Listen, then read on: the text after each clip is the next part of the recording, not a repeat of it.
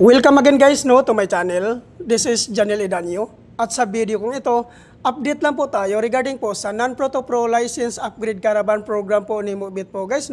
So good news po ito sa mga nag-aabang po dahil po may panibago naman po tayong schedule. Kailan po ba ito gaganapin? Gaganapin po ito sa June 6, 2025 po. Araw po ito ng Biyernes. Take note po guys, 400 applicants lang po ang tinatanggap po dito. Kaya po kung ikaw po ay gustong sumali nito, pumunta lang po kayo ng mas maaga po guys. Para po kayo po ang mas mauna sa pila po dito. At ang kagandahan po dito guys, pag once ma-activate po kayo dito kay Moveit, ma-avail nyo po ang zero commission. Ano po ba ito ang tinatawag na zero commission po ni Moveit?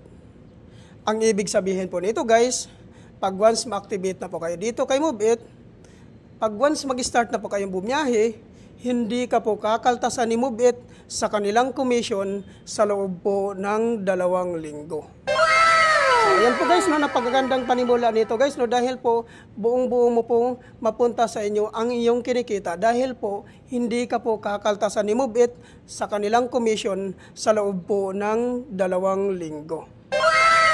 Ayan po guys, huwag nyo na pong palagpasan itong pagkakataon na ito dahil po napakarami na pong natutulungan po dito ni Moveit po regarding po sa programa na ito na Non-Proto Pro License Upgrade Caravan. Kaya po huwag nyo na pong palalagpasin ito. Kung ikaw po ay isang non-professional driver's license holders po at gusto mo pong ma-upgrade ang inyong lisensya, so sumali na po kayo dito para po magiging professional na po ang inyong mga driver's license.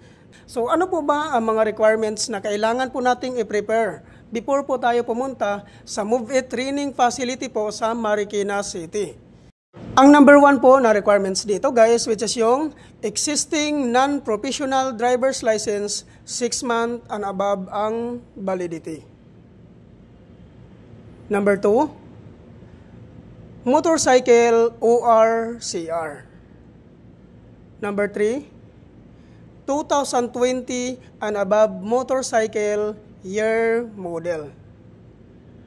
Number 4, NBI clearance. Number 5, 1,000 license down payment. Number 6, no LTO violations. Number 7, BIR tax identification number or TIN number. At regarding naman po sa mga hindi po nakapangalan sa inyo yung mga motor, kailangan nyo lang pong magdala ng authorization letter. At hingian nyo po ng 1 valid government IDC owner at papirmahin nyo po ng 3 beses sa baba. At tungkol naman po doon sa mga sikanan po na pagkabili ng kanilang mga motor, ay kailangan nyo lang po magdala ng deed of sale. So yan po lahat ang mga requirements po na kailangan po natin i-prepare before po tayo pumunta sa Moveit Training Facility po sa Marikina. So saan po ba ito matatagpuan?